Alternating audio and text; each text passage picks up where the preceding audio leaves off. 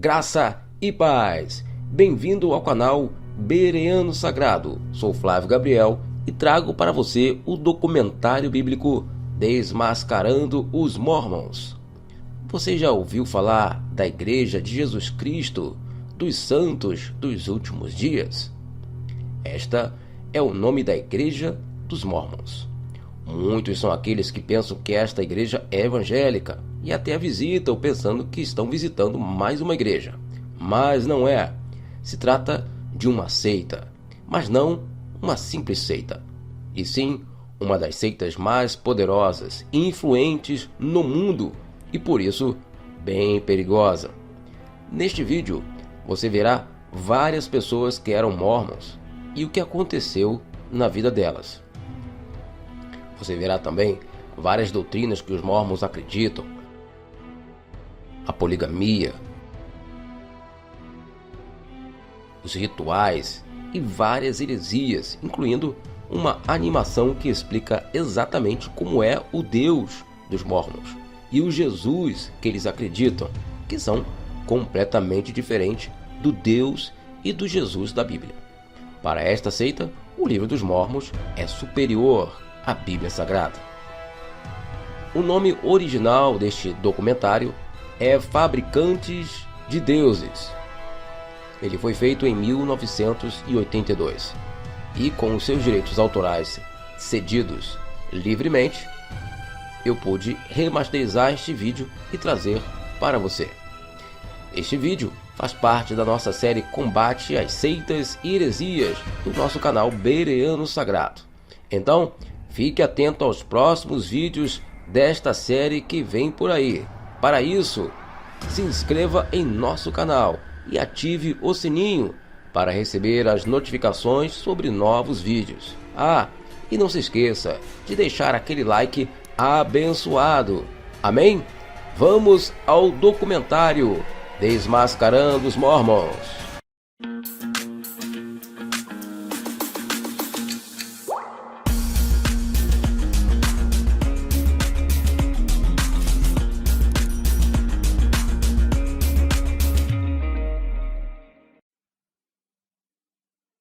Parece bonito do lado de fora, mas tirando a máscara e falando com as vítimas, descobre-se o outro lado da história.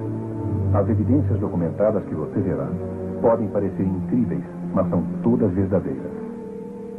Quando tiraram minha família, eu não tive mais razão para viver.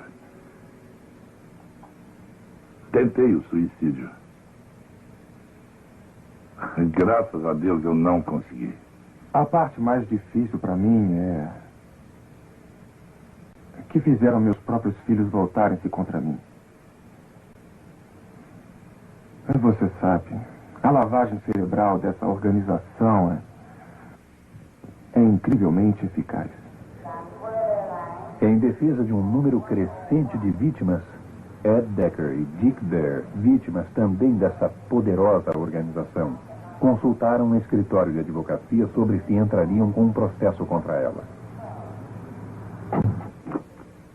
Sr. Bear, Sr. Decker, estamos tratando aqui com o quê?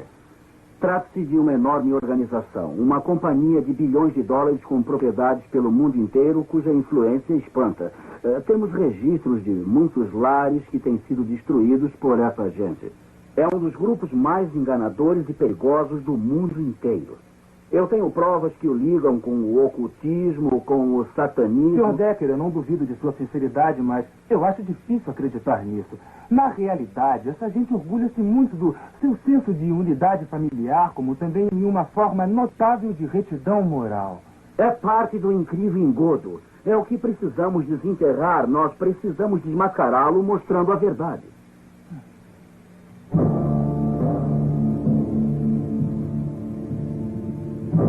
O lado oculto do mormonismo. Uma distribuição Comex. Versão brasileira Herbert Richards. Cidade do Lago Salgado, Utah, meca do mormonismo. Uma das religiões mais ricas do mundo e que cresce tanto que tem mais de 6 milhões de membros pelo mundo. Para o mundo lá fora, a Igreja Mormon mostra uma imagem familiar bem cuidada. Destacam a união da família, um relato inspirador e elevados padrões morais. A Igreja Mórmon, conhecida como a Igreja de Jesus Cristo dos Santos dos Últimos Dias, ou SUD, envia milhares de missionários por ano para propagarem o mormonismo pelo mundo todo. Quase todos são treinados aqui, num centro especial junto da Universidade Brigham Young, ou BYU. Para a maioria de nós, os Mormons parecem cristãos verdadeiros, vivendo aquilo que creem.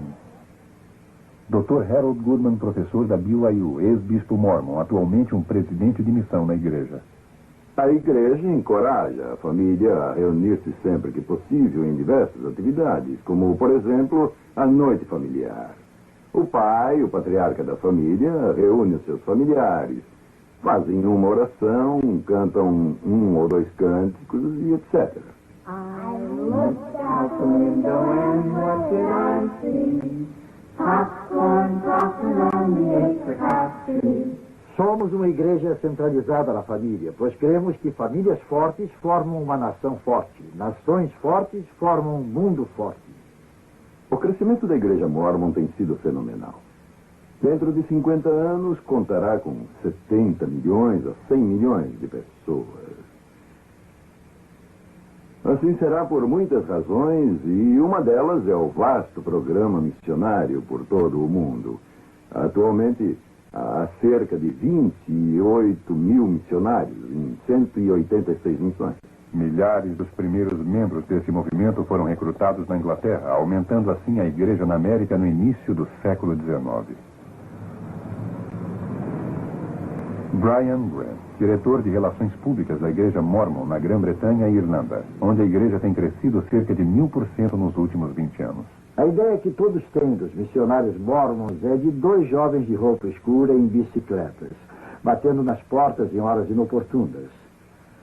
Mas há um número crescente de moças trabalhando nas missões e casais já aposentados que também querem anunciar o Evangelho de Jesus Cristo.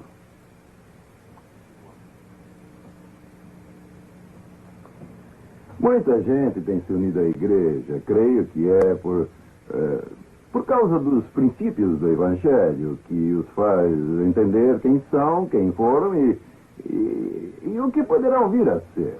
Jim e eu viemos de famílias cristãs bem sólidas.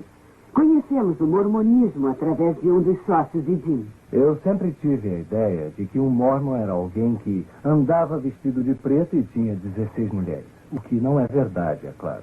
Essa gente parece cristã. Todos os cristãos que tenho conhecido possuem esses mesmos atributos.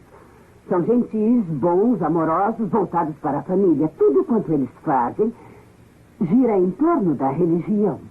O povo da igreja mormon é tão amigável. Eles me conquistaram através de seus bailes. Os meninos da escola me animavam dizendo: que bom você está vindo para a igreja mormon. Me fizeram entrar na igreja através de seu programa social, que é fabuloso, com aquela sua atmosfera familiar. Minha família foi destruída, então entrei direto. Os jovens certamente são a força da igreja no futuro. Por isso, temos classes para os jovens aos domingos. Há eventos atléticos para a nossa juventude. E encontros sociais, onde eles se divertem, dançam.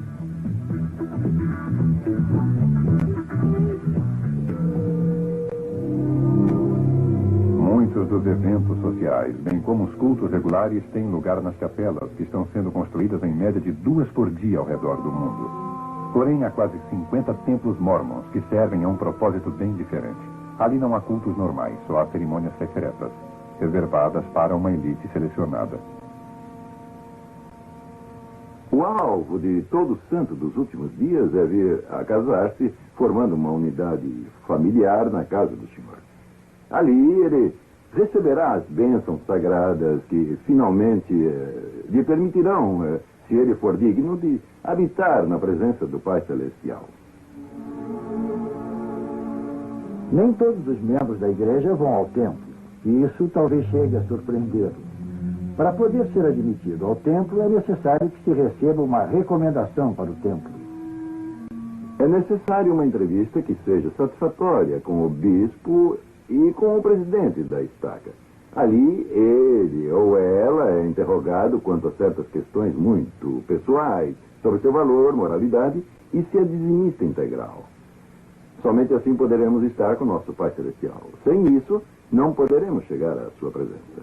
Ao ser admitido no templo e aderindo a várias regras, tais como abster-se de chá e café, doar uma porção substancial do salário à Igreja Mórmon e trabalhando de graça para diversas organizações da Igreja, o Mórmon digno pode tornar-se ele mesmo um deus na vida por vir, governando o seu próprio planeta com um bom número de esposas deusas. Assim você pode ver por que o templo é tão importante para nós, os mormons. Porque quem for digno de entrar no templo, recebendo ali as ordenanças e os convênios e guardá-los, finalmente poderá tornar-se o próprio membro um deus. Antes desse templo recém-construído em Seattle ser fechado para todos, exceto para um grupo seleto de mormons, os visitantes puderam dar uma espiada por dentro do mesmo. Para muitos desses mormons que vieram de milhares de quilômetros de distância e ficaram na chuva por várias horas, essa pode ter sido a única vez em que puderam entrar num templo mormon. Quem é Deus Pai para você? Ele é como eu, você, como todos na face da Terra. Então ele é um homem? É. Como ele tornou-se Deus? Ele é perfeito em tudo. Então, se formos perfeitos, poderemos ser como Deus? Sim, senhora. Os deuses e as deusas mormons, conforme dizia Joseph Smith, outrora eram apenas humanos, como todos nós. Porém, esforçaram-se e tornaram-se deuses. Há supostamente bilhões desses seres altamente evoluídos no espaço, governando seus próprios planetas. Isso parece ficção científica ou mitologia grega. O senhor acredita que a maioria dos mormons crê mesmo nessas coisas? Sem dúvida. Claro. Floyd C. McKelvin, autor do best-seller A Ilusão Mormon. Eles creem que Deus progrediu eternamente e que antes ele foi um homem que se tornou Deus. Daí vem a doutrina deles de que todos podem evoluir e tornar-se deuses. Por exemplo, no livro Regras de Fé, há uma citação de Talmud que diz: como o homem é, Deus foi. Como Deus é, o homem poderá vir a ser. Portanto, toda a doutrina deles deriva-se da ideia de tornarem-se deuses. Eu acho que deuses e deusas não voam até os tribunais. Os jurados têm a responsabilidade de mostrarem-se céticos. Precisamos dar-lhes informações que contenham algum fundo de verdade. O que os senhores estão dizendo, eu acho que eles não engolirão isso, não. Eu engoli por 19 anos. Você precisa compreender a estranha crença dos mormons que gira em torno do casamento celestial. Eles creem que a divindade deles está ligada à exaltação eterna mediante o casamento e a unidade familiar. A igreja mormon ensina que se eu quiser ser uma deusa, eu preciso me casar com um homem mormon vinculado à igreja. Sem um marido que me leve ao templo, eu não posso ir para o céu e estar com meu Pai Celestial. Segundo a teologia mormon, maridos e mulheres que conseguem chegar à divindade serão obrigados a povoar seus próprios planetas, procriando todos os filhos espirituais que puderem. Desde quando eu era garotinha, me ensinavam que meu principal propósito na vida era tornar-me uma deusa no céu para que eu pudesse povoar uma terra. Como eu queria isso, estar eternamente grávida e olhar para uma terra e dizer: ela é minha, povoei toda essa terra, eu tive todos aqueles bebês, todos. Olha, na verdade, eu acho um pouco difícil crer que os advogados e juízes mormons que eu conheço realmente esperem tornar-se deuses, povoando novos mundos e praticando sexo celestial com suas esposas deusas. Por que não pergunta a eles? Bom, eu me sentiria embaraçado, para falar honestamente. E se é verdade, como o senhor sugeriu, que essa gente planeja realmente reproduzir-se por todo o universo, bom, eu prefiro não saber nada sobre isso. Temos negócio com aqueles cavaleiros. Por isso é que é um segredo. Por isso, os próprios mormons nada dizem a respeito e também ficam embaraçados. Olha, o mormonismo baseia-se na crença de que seres extraterrestres de uma estrela distante chamada Kolob visitaram este mundo. E durante esta visita estiveram com um garoto de 14 anos de nome Joseph Smith. Fizemos um curta-metragem mostrando a diferença entre o mormonismo e o cristianismo, pois o mormonismo é muito diferente do cristianismo ortodoxo. Gostaria de mostrar-lhe, se vocês me permitem.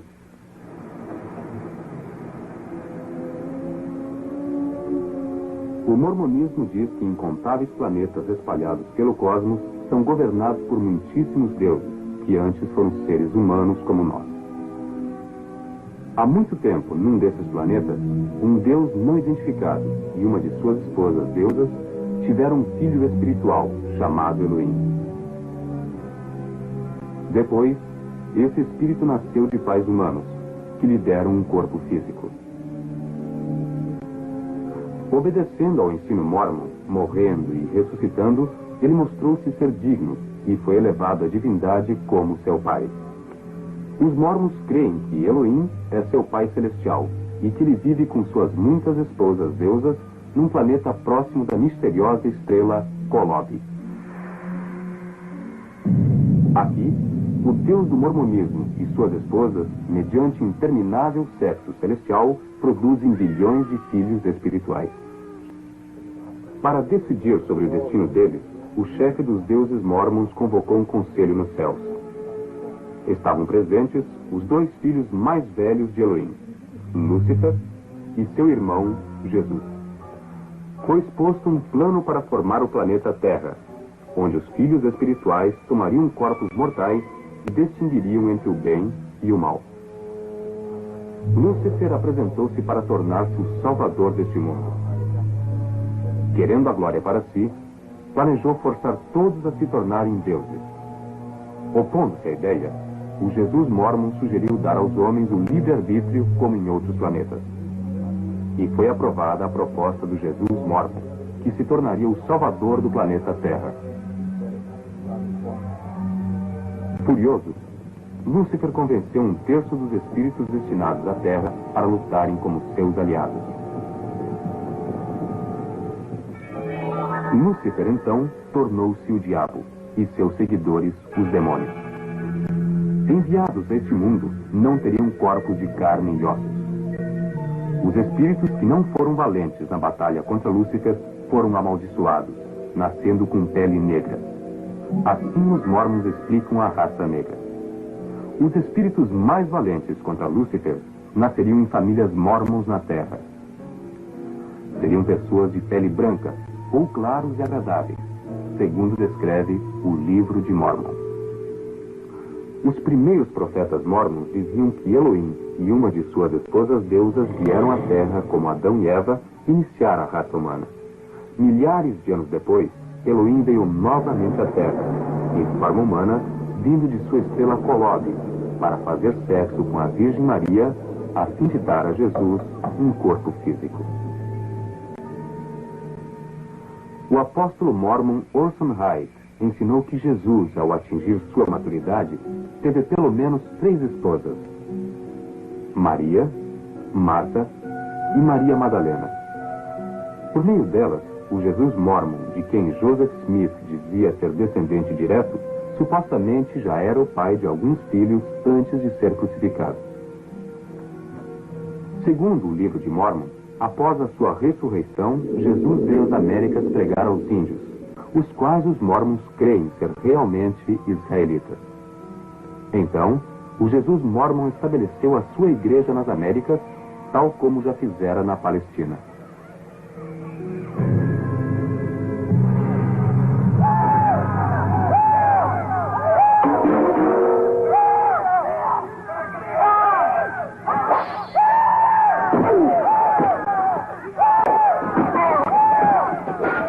Pelo ano de 421 d.C., os índios israelitas, de pele escura, conhecidos como lamanitas, destruíram todos os nefitas claros após grandes batalhas.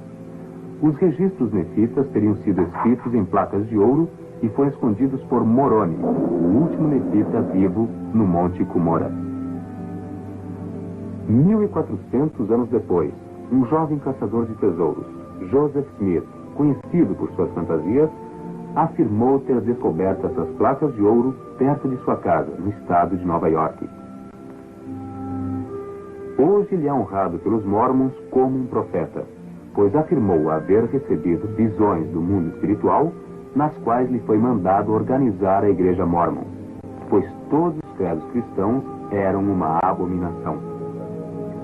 Foi Joseph Smith quem deu origem à maioria dessas doutrinas estranhas que milhões hoje afirmam ser a verdade.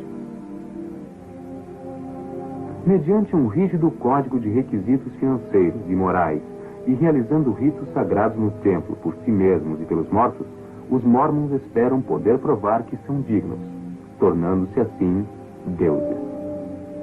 Os Mormons ensinam que todos terão de apresentar-se no juízo final diante de Joseph Smith, do Jesus Mormon e de Elohim.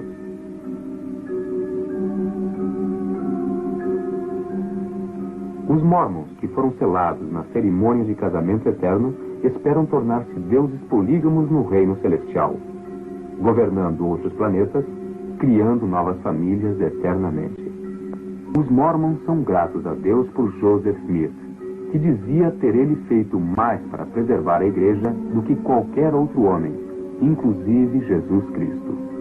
Os Mormons creem que ele morreu como um mártir, vertendo seu sangue por nós para sermos deuses também. Deuses vindos de Kolob. Parece Von Däniken ou A Guerra nas Estrelas. Eu sei que é estranho, sei que como ser finito jamais poderei me tornar um Deus infinito. É absurdo.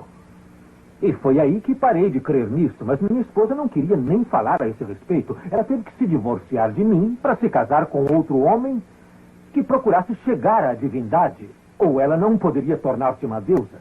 A Igreja Mórmon pressiona as pessoas para divorciarem-se dos seus cônjuges se por acaso não atingirem os padrões dessa igreja, e também as pressiona a se casarem com outros que estejam tentando chegar à divindade? A minha motivação deriva-se, pelo menos em parte, da minha experiência pessoal. Eu me lembro do meu bispo me aconselhando a divorciar-me da minha esposa. E eu vi os meus 5 filhos que eu criara na Igreja Mórmon serem tirados de mim. E atravessei vários e vários anos procurando uma reconciliação. Eu conheço centenas de famílias cujas histórias, parecidas com a minha, partiriam o seu coração. Greg e Jolene, divorciados por causa da Igreja Mórmon e depois casados de novo. Ele foi criado como cristão e eu como mórmon. Tínhamos um ótimo relacionamento, mas tudo sempre voltava ao mormonismo. Eu tinha que convertê-lo de algum modo. Após 2 anos e meio de muito tentar, eu desisti e fui aconselhada a divorciar-me dele. Os líderes da igreja entenderam que meu marido nunca aceitaria os padrões da igreja ou a palavra de sabedoria e nem queria estar ativo no sacerdócio. Assim, julgaram que o divórcio seria bom e aceitável para mim e encorajaram o divórcio. Na segunda visita ao conselheiro, ele repassou o que lhe havíamos dito e ele comentou: algumas pessoas jamais deveriam casar.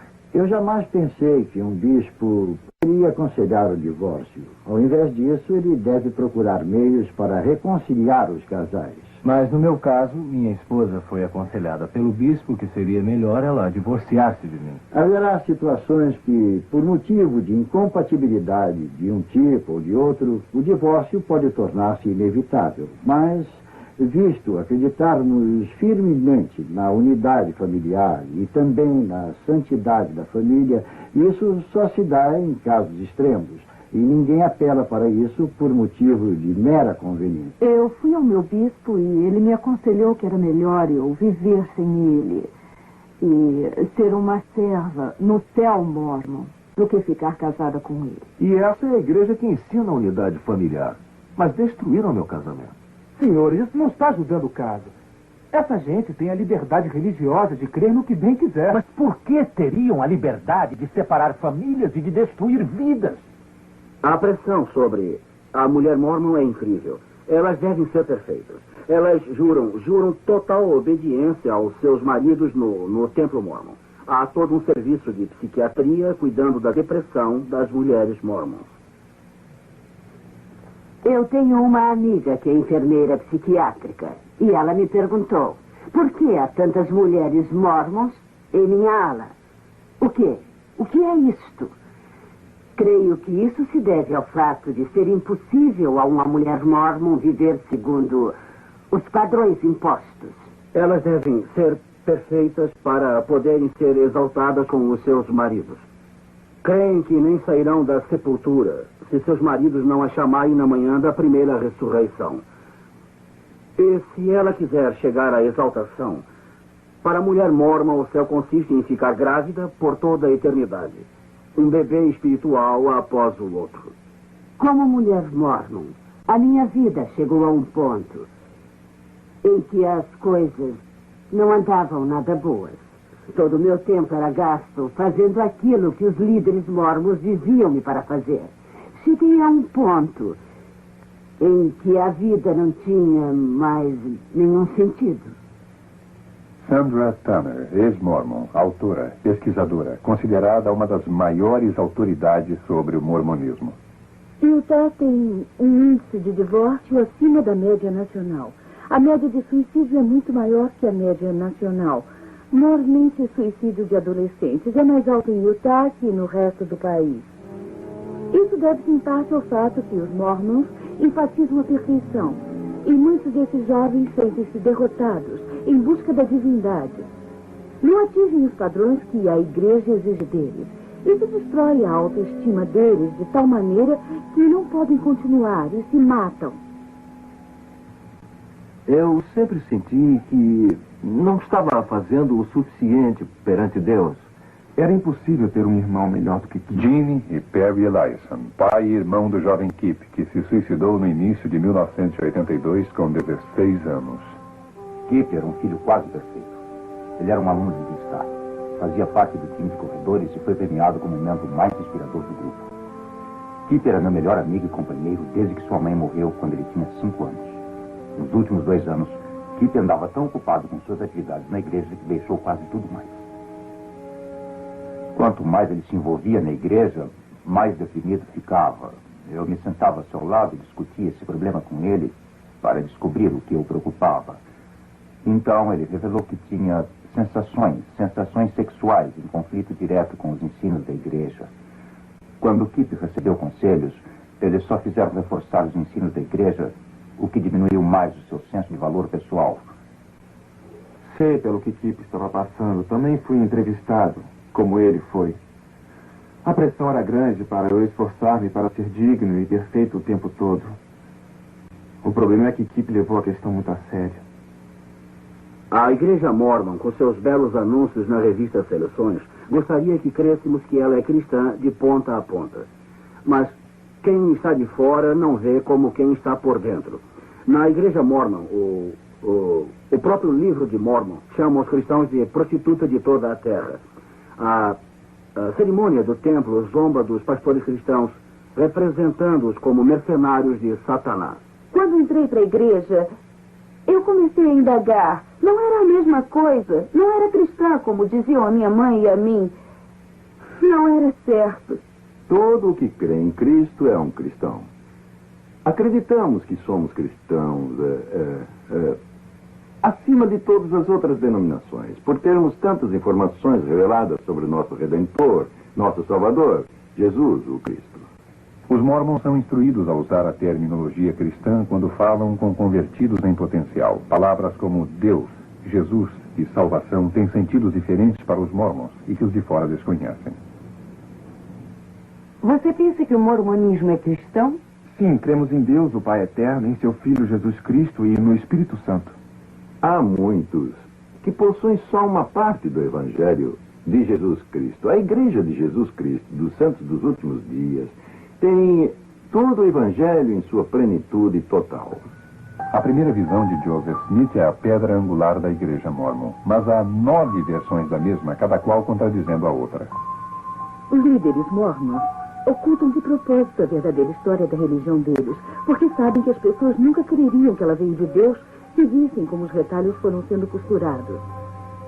Nas suas narrativas não publicadas, vemos que Joseph Smith primeiro disse que somente Jesus lhe aparecera. E a segunda vez, ao escrever sua história, anos mais tarde, disse que muitos anjos lhe haviam aparecido. E alguns anos depois afirmou que 2 seres é que lhe apareceram. Ele mudou a data, mudou sua idade, mudou seus motivos, por qual razão for orar no bosque, mudou quem estava ali, mudou igualmente a mensagem que lhe deram. Se ele estivesse narrando de fato uma experiência autêntica, saberia dizer se quem ele viu foi Deus, ou se foi Jesus, ou se foram ambos, qual era a mensagem quando tudo sucedeu. Mas ele ficou modificando a sua história. Se você fosse testemunha de um acidente e alguém lhe pedisse para contá-lo e você desse 3 versões tão divergentes quanto essas, as pessoas diriam que você não foi testemunha coisa nenhuma. A Igreja Mórmon vive mudando as suas escrituras e as mudanças são incríveis. Há milhares delas. Há pouco tempo canonizaram a secção 137 do livro Doutrina e Convênios. Quando ali, eu percebi que havia omitido mais de 200 palavras da revelação original de Joseph Smith. Mas por que a igreja omitiu essas 200 palavras? Porque contém 3 revelações totalmente falsas, profecias de Joseph Smith. Joseph Smith disse que a Lua era habitada por pessoas vestidas como os Quakers, que chegavam até aos 1000 anos de idade. E Brigham Young acrescentou quando disse que não só a Lua era habitada, mas que o Sol também era. Creio que algumas das literaturas decididamente mais anti-mormons, se assim quisermos chamá-las, são as próprias publicações da Igreja Mormon. Se eu cresce que Joseph Smith e Brigham Young foram profetas do Deus vivo, eu teria de ser polígamo. A doutrina deles ensina que não há vida eterna sem um relacionamento polígamo. Thelma Gear, escritora, conferencista, ex-mormon declarada, bisneta do assassino mormon condenado John D. Lee. Sentada perto da lareira, lembro-me bem de meu bisavô, John D. Lee, que foi o pioneiro mormon, guarda-costas de Joseph Smith e Brigham Young, quando visitavam secretamente suas numerosas esposas. Recordo-me, meu bisavô tinha 19 esposas e 64 filhos. Emma Smith, esposa de Joseph, foi admoestada na Doutrina e Convênios a ser obediente ao mandamento, aceitando as outras esposas de Joseph Smith, pois, do contrário, seria destruída.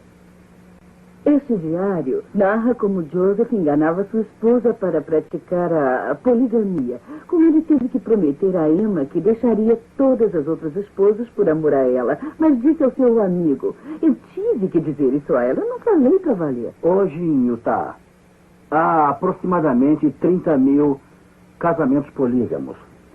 São os fundamentalistas que creem que Brigham Young era um profeta de Deus e que essa seção de doutrina e convênios é verdadeira e que eles não podem anular esse pacto eterno com Deus por alguma lei do país. A Igreja Mormon oculta propositalmente de seus membros os registros de seus primeiros líderes, de seus antigos documentos, de suas primeiras publicações. Ron Prentice, gerente da Seventh East Press, jornal publicado por jovens mormons que querem reformar a igreja desmascarando sua simulação.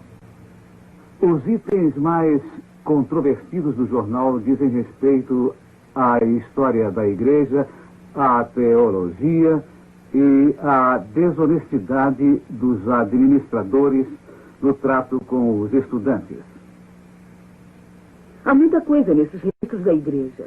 Se o público inspecionasse, ficaria manchada a bela imagem ostentada pela igreja. Os missionários chegam à sua porta e dizem: temos uma bela história sobre as famílias e dizem ter um lugar maravilhoso para criar seus filhos. Os missionários fazem parte da simulação, mas não sabem disso. Garantiram a eles que tudo está certo, que é tudo 100% verdadeiro. Pensam que os registros são públicos, não sabem que não poderiam ir a Utah para verem pessoalmente os documentos. Na fé cristã, os eruditos examinam os manuscritos antigos, refinando-os, reexaminando os mais antigos para aprimorarem e confirmarem a autenticidade das escrituras sagradas. No mormonismo, porém, dá-se o contrário. Os líderes têm que redigir, reescrever, simular, mudar, apagar, adicionar, do começo ao fim dos seus livros, a sua história e suas escrituras. E eles suprimem dos seus diários porque mostram a confusão e a natureza humana da sua teologia e da sua religião. O livro de Mormon afirma ser um registro histórico real, traduzido de placas reais que Joseph Smith desenterrou de uma colina em Nova York. Se esse fosse um relato genuíno, poderíamos estudá-lo como se estuda qualquer outro livro histórico. Dr. Charles Crane, escritor, professor universitário e especialista em arqueologia mormon. Lendo o livro Mormon, descobrimos uma história inteiramente diferente. Ao invés de ser um registro de fatos reais, tenho examinado mapas e rebuscado informações arqueológicas. Porém, confesso que jamais encontrei a terra de Zarahemla. Onde é que fica o Vale de Nimrod? E onde é que são as planícies de Neferá? Eu confesso que jamais encontrei o registro de qualquer cidade mencionada no livro de Mormon. Abrimos o livro de Mormon e nada achamos. Não há idioma nefita, não existem cidades nefitas. Não há nenhum mapa e nenhum livro de Mormon. Não se pode localizar qualquer local. Não há evidência de sua veracidade. No entanto, o aceitam como um registro histórico. Dr. Richard Fales, PhD, escritor, conferencista e arqueólogo. Nunca escavamos qualquer artefato que, mesmo remotamente, se relacionasse à alegada civilização que os Mormons dizem ter existido nos Estados Unidos, na América Central e na América do Sul. Nenhuma prova arqueológica tem sido achada para autenticar o vasto império americano descrito no livro de Mormon. Porém, a arqueologia tem provado a existência de todas as grandes civilizações, incluindo as dos tempos bíblicos. Por exemplo, estas moedas mencionadas na Bíblia, o ciclo, a dracma, o ceitil, que têm sido achadas em abundância. O que descobrimos no livro de Mormon? Em Alma, capítulo 11, versículos 5 e 19, há uma lista de moedas usadas por aqueles povos. Há o senine de ouro, o seon de ouro, o shum de ouro. Havia moedas menores, o shiblon, o shibrum e o lia. Seria preciso dizer que nenhuma dessas moedas jamais foi encontrada. Muitas pessoas não compreendem o livro de Mormon. Essa é a narrativa do povo que ocupava o continente americano, a América do Norte, Central e do Sul, desde 600 AC até cerca de 420 DC. Há muitas evidências, naturalmente, de que haviam pessoas vivendo naquelas regiões. Eu sou levado a crer, com base nas pesquisas, que não se trata de um relato real, mas de um conto de fadas, como Alice no País das Maravilhas. Décadas de pesquisas por arqueólogos mormons não puderam descobrir qualquer indício do povo, dos locais ou dos eventos descritos no livro de Mormon. E missionários mormons do mundo inteiro estão convertendo pessoas à igreja mormon, explicando que a arqueologia tem provado que o livro de Mormon é verdadeiro. Uma das escrituras, obras padrão da igreja, chama-se A Pérola de Grande Valor. Ali há o livro de Abraão, que Joseph Smith disse ter sido traduzido de fragmentos de papiro que ele comprara de um empresário que estava viajando pela área. Por volta de 1842, sem conhecer a língua egípcia, ele traduziu os fragmentos para a forma do livro de Abraão.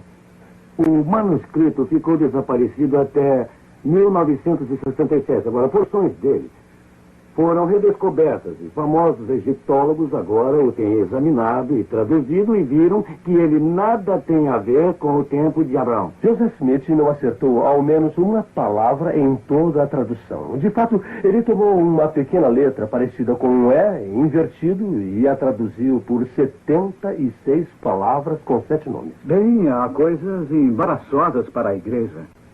Admiro-me realmente do grande número de pessoas inteligentes que estão na igreja mormon, aceitando coisas que não podem ser provadas. Ficam tão cativas que têm medo de examinar. Por diversas vezes, eles têm admitido que, ao invés de se assentarem e estudarem conosco, preferem aceitar o que dizem os seus líderes.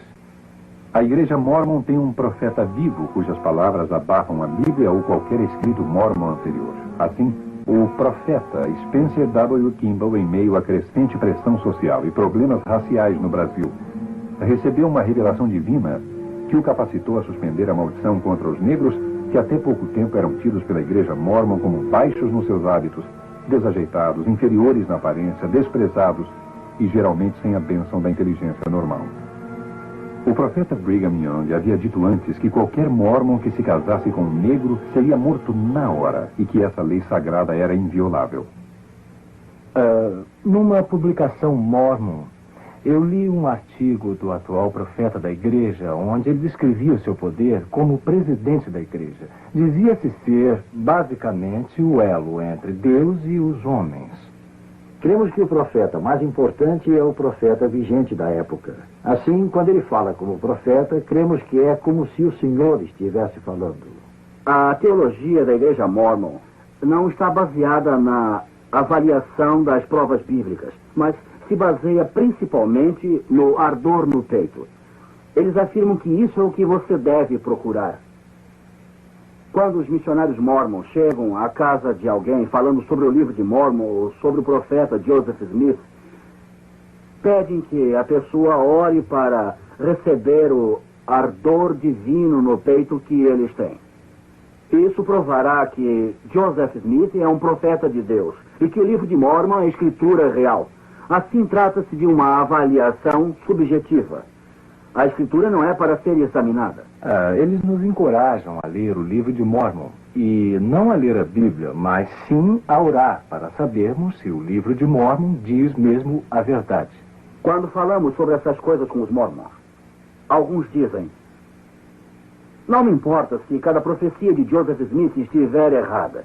Eu senti o ardor no meu peito e vi que a igreja é verdadeira. Pergunto, você já o submeteu à prova? Dizem, não preciso pô-lo à prova. Tenho ardor no meu peito. Acreditam totalmente em tudo quanto é Mormon. O que você verá agora é uma autêntica e inédita reinterpretação das cerimônias secretas do Templo Mormon, que a maioria dos Mormons nunca assistiu. E os que as viram juraram nunca revelar o segredo, sob pena de morte. Na execução da penalidade, levantamos a mão direita espalmada com o dedo polegar em ângulo reto sobre a orelha esquerda, fazendo passar rapidamente pela garganta até a orelha direita e deixando-se cair na mão naturalmente. Todos nós que já passamos pelo templo, juramos solenemente consentir que nossas gargantas fossem cortadas e que nossos corações e órgãos vitais fossem arrancados. A execução da penalidade é representada passando-se o polegar rapidamente pelo corpo e deixando-se cair a mão naturalmente. No casamento celestial, no templo, os cônjuges são selados um ao outro para o tempo e a eternidade em rituais tipo maçônico. Sem o ritual, ninguém chegará à presença de Joseph Smith para tornar-se um deus.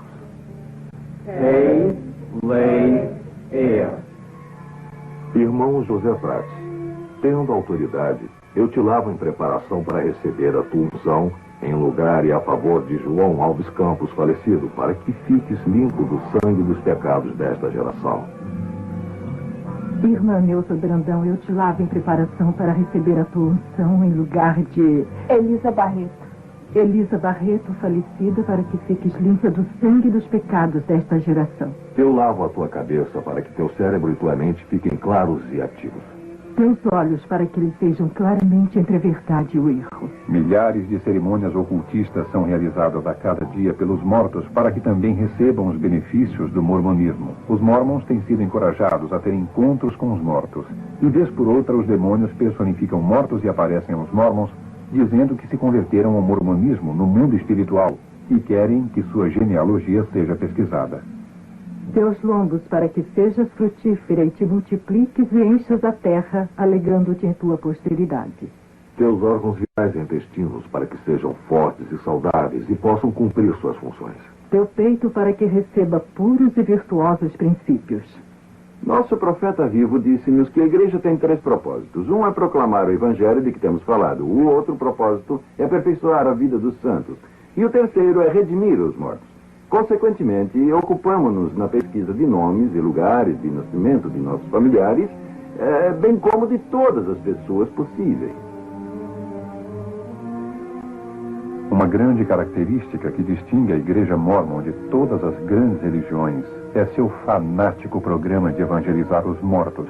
A Igreja Mórmon opera o maior centro genealógico do mundo, com mais de 600 funcionários, que ficam classificando e catalogando recenseamentos, registros, documentos e testamentos.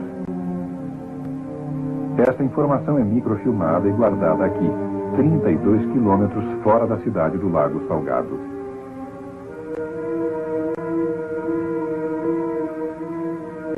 Eu faço a pesquisa, levo seus nomes ao templo e os batizo, e então selo-os na casa do senhor como unidades familiares. Quando um mormon qualquer entra no templo para receber seus endowments, recebe um par dessa sagrada roupa de baixo. E então é instruído a usá-lo o tempo todo. Supostamente essa roupa é mágica, é uma peça super poderosa e que resguarda a pessoa do mal se ela está vivendo o evangelho mormon. Mas, para falar francamente, talvez seja a peça menos atrativa e, afirmo, a mais desumanizadora do mundo. Não há estatísticas que mostrem que esses garments do templo resguardaram alguém de qualquer coisa. Embora os mormons digam que esses garments, por causa do seu poder mágico, têm salvo pessoas da morte no fogo e de todo tipo de mal e acidentes. Ou elas vão ao hospital para terem neném, mas recusam-se a tirar a roupa, ao ponto do médico ter de cortá-la para o neném nascer. Depois de ajudar minha avó a banhar-se e sair da banheira, enxugávamos sua perna esquerda, punhamos o garment limpo na perna esquerda e só então ela tirava o garment sujo da perna direita. O garment tem que ser usado em contato com a pele, com suas outras roupas íntimas por cima dele. Ele protege o corpo. É como um amuleto, é uma superstição. Joseph Smith estava muito envolvido com o ocultismo. Ele tinha uma pedra de vidente que usava como bola de cristal para adivinhar o local de tesouros escondidos e traduzir as placas de ouro. Em 1826, Joseph Smith foi preso e condenado, pois fingia encontrar tesouros escondidos com a pedra. As marcas especiais nesse garment tornam-na um amuleto especial chamado talismã. Na Bíblia satânica de Anton LaVey, sob a divisão chamada Nomes Infernais, eu quero mostrar-lhe algo. Aqui está o Deus Mormo, rei dos necrófilos, Deus dos mortos-vivos. Os que o seguem são chamados Mormons. Nós não podemos chegar assim a tal conclusão. Poderia ser mera coincidência. Os mormons são obcecados por genealogias, cerimônias e ritos templários pelos mortos que creem poderem visitar os vivos e que podem converter ao mormonismo até no túmulo. Em chinês, mormon significa portas do inferno. Por isso os missionários têm problemas em Hong Kong, por exemplo. Evitam o termo mormon ao tentarem converter os chineses. John L. Smith, escritor e pesquisador do poderio da Igreja Mormon. A Igreja Mormon é a segunda maior instituição financeira a oeste do rio Mississippi. A Igreja Mormon exerce poder econômico com maior eficiência que qualquer outra religião organizada no mundo. Tem a companhia de seguros Beneficial Life com 470 milhões de dólares. O Deseret Management and Trust Corporation, hospitais, escolas, apartamentos e fazendas. É grande acionista do Los Angeles Times. Possui emissoras de televisão e rádio e a cadeia de lojas e departamentos ZCMI. Tem vastas terras em todos os 50 estados americanos, no Canadá, na Europa e em cada continente. 2/3 de suas propriedades são isentos de impostos. Bilhões de dólares são extraídos dos membros da igreja a cada ano com seu programa de dízimos obrigatórios. É difícil dizer o que a Igreja Mormon realmente possui. Alguém disse que o próprio profeta Mormon poderia não saber, porque podem ter comprado algo ontem ou vendido algo hoje.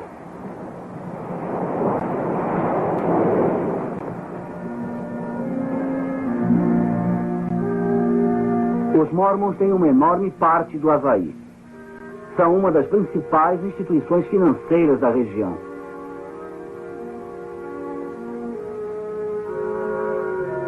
Quem vai ao Centro Cultural Polinésio é convidado a visitar o Templo Mormon. Depois do Templo de Lago Salgado, o Templo do Havaí é o mais visitado do mundo. Eles apresentam a Igreja Mormon num filme e fazem a pessoa deixar sua assinatura. O nome e o endereço da pessoa são então enviados a um missionário da área onde ela reside. Pouco depois dela voltar de sua visita ao Templo do Havaí, é visitada pelos missionários mormons, que indagam se ela gostou de sua visita ao templo e se quer saber mais sobre a igreja, usando esse método para compartilhar as doutrinas mormons com as pessoas. Eles têm outros modos de recrutar membros, como missionários de porta em porta, centros para visitantes, milhares de grupos de escoteiros e instituições educacionais. E através da cadeia de hotéis Marriott, onde a literatura mormon é posta em cada quarto. Apesar de toda a conversa de construção de uma sociedade ideal, o estado de Utah, que é 70% mormon, encabeça a nação em número de falências e fraudes e também é um líder em número de divórcios, suicídios, abuso de crianças, gravidez de adolescentes, doenças venéreas e bigamia. Há muitos na igreja que têm dificuldades para acreditar nela. Outros não creem sob hipótese nenhuma. Após 5 ou 6 meses dentro da igreja Mormon, meu filho notou o seu engano. Uma das coisas que o fizeram duvidar foi a ridícula ideia dos Mormons de alguém tornar-se um Deus. Eu me lembro de quando fui falar com o bispo. Foi um pouco antes de eu resolver deixar a igreja. E então perguntei-lhe, bispo, onde está o amor nessa igreja? E com lágrimas escorrendo pelo meu rosto, eu lhe disse, não me sinto amada. Nós ouvimos toda essa conversa sobre o amor e de como estamos cuidando de todos e da noite familiar. Mas onde está o amor? Por que não me sinto querida? E ele ficou sentado, olhando para mim como se não tivesse qualquer sentimento. O mormonismo menospreza a Bíblia, menospreza todas as outras igrejas, para que os mormons que perderem a fé no mormonismo pensem que nada existe nelas que tenha valor. Eu acreditava que se a igreja mormon não era verdadeira, não havia igreja verdadeira. Eu tinha um daqueles testemunhos ardentes da igreja mormon. Quando eu estava crescendo, durante a infância, minhas irmãs, meu irmão e eu éramos muito amigos. Nós éramos grandes companheiros. Desde que saí da igreja mormon, minhas irmãs cortaram completamente sua amizade comigo. Uma das regras da igreja mormon é que se alguém quiser entrar no templo, não pode associar-se a membros apóstatas, e é assim que me chamam. Depois que deixei a igreja, as coisas mudaram. Meus amigos não falavam mais comigo. E embora eu tivesse deixado voluntariamente a igreja, ao perceber que ela é falsa, eu fui excomungada da igreja mormon. E excomunhão é um termo pejorativo. Com raras exceções, quase todos os nossos amigos mormons romperam amizade conosco. Fui posta de lado. O namorado que eu tive durante todo o ano em que estudei na BYU rompeu o namoro. Ele estava se preparando para a missão. Não queria falar comigo. Disse-me de chofre, você não irá comigo ao templo e pronto. Meus colegas tiveram ordem de não falar comigo. Nossos 2 filhos, na época, estudavam na universidade. E trouxeram alguns jovens mormons para conversarem comigo. Eles me contaram que alguém no Instituto Mormon havia dito que fomos excomungados por motivo de adultério.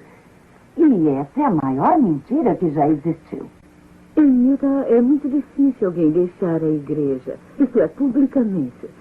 Em primeiro lugar, a ameaça ao seu emprego. Talvez seu patrão seja mormon. Isso pode ameaçar seriamente seu lugar na firma. Eu sei de muita gente que trabalha para a própria igreja, temendo perder a sua posição.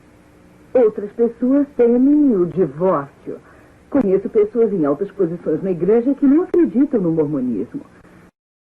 Um mormon que me disse que de modo algum crê no mormonismo. Faz pouco tempo, o marido de uma família mormon começou a fazer indagações. Chamou ao telefone uma noite e disse, eu sei que o que você está dizendo é verdade, não há dúvidas em minha mente. E não posso achar falhas em suas razões. E acrescentou, eu tenho um medo danado de perder minha esposa, os filhos e meu negócio, porque se eu falar sobre o que descobri, eu perderei tudo. O motivo de muitos é que o mormonismo é um bom lugar para se criar a família. É a estrada fácil. Se você está lá e já faz parte da coisa, por que provocar barulho? O maior perigo e que me levou para dentro é que pensei que fosse uma igreja cristã. Mas não era uma igreja cristã. Era uma seita. Ao invés de ler uma das obras padrão da igreja, eu li a Bíblia. Eu comecei a ler e resolvi que a leria de capa a capa. No 3º capítulo de Gênesis, eu consegui entender como Eva foi convencida por Satanás para comer do fruto, para tornar-se como Deus. E no capítulo 14 de Isaías, Lúcifer foi expulso do céu porque queria ser igual ou maior que Deus. Comecei a estudar a Bíblia, tomei conhecimento do Jesus verdadeiro, do Deus verdadeiro, e comecei a entender que o Deus do mormonismo Não é o Deus da Bíblia. Obedecíamos a palavra de sabedoria, íamos às reuniões, pagávamos o dízimo, fazíamos a noite familiar, fazíamos tudo o que se esperava que fizéssemos. E quando tornei-me cristã, notei que eu não era a pessoa boa que tinha pensado ser, pois Deus revelara o nosso orgulho interior, nossos problemas interiores, as coisas que não vimos antes por estarmos ocupados com coisas externas. Estávamos tão satisfeitos com essas coisas que pensávamos que todo o resto ia bem. Sentia-me solitária como criança na igreja, solitária como pessoa casada na igreja, solitária como solteira na igreja. Mas quando conhecia Jesus, sabia que havia alguém que ficaria comigo o tempo todo. Lembrei-me que devia pedir que Jesus viesse ao meu coração. Ouvi minhas amigas crentes dizerem isso. Dobrei os joelhos um dia quando estava sozinho e pedi para Jesus entrar no meu coração. Eu não sabia o que estava fazendo, mas quando me levantei, havia nascido de novo. Eu descobri que Jesus é o caminho, a verdade e a vida, e não uma organização. A vida toda eu procurei algo na igreja mórmon, mas eu não podia definir o que estava buscando. Quando a mãe aceitou a Cristo, ela compartilhou dele comigo. Eu vi alegria na vida dela como nunca vira antes em todas as suas atividades na igreja mórmon. E era o que eu precisava. Eu estou muito grato a Deus que toda a nossa família, minha esposa, eu mesmo, 7 filhos queridos, saímos da igreja mórmon e conhecemos Jesus Cristo de maneira pessoal. Senhor Decker, Sr. Bell, acho que não poderemos aceitar seu caso. Mas há fraudes, decepções deliberadas, famílias e vidas sendo destruídas. Os senhores não têm dinheiro para lutar contra os mormons. Eles têm bilhões. Isso se arrastaria por anos. E eles têm os recursos. Os senhores nos levaram de ida e volta até Colóbia, mas os jurados não nos acompanhariam. As seitas são protegidas sob o atual sistema legal. Continuarão a proliferar à custa de vidas humanas e famílias. Eis o que restou do meu filho Kip. Esta é sua última carta. Papai, te amo mais do que posso exprimir. Se possível, eu ficaria vivo por sua causa. Pois amo só você. Mas não é possível. Antes de tudo, devo amar a mim mesmo, mas não me amo. Uma estranha sensação de trevas e autodesprezo apossou-se de mim. Infelizmente, devo ceder a essa sensação horrível. Essa turbulência só alguns entendem. Eu sei que você não entende a sensação de autodesprezo que sinto. Essa é a única forma em que posso aliviar-me dessa sensação. Vá em frente e seja feliz. Te amo mais do que as palavras podem imprimir. Seu filho, Kip.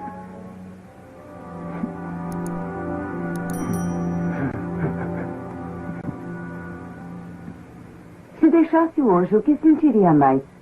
Deixasse o quê? A igreja. A igreja? Deixasse a igreja? Eu prefiro morrer. Olá, boa tarde, senhora. Gostaríamos de falar sobre a Igreja de Jesus Cristo dos Santos dos Últimos Dias.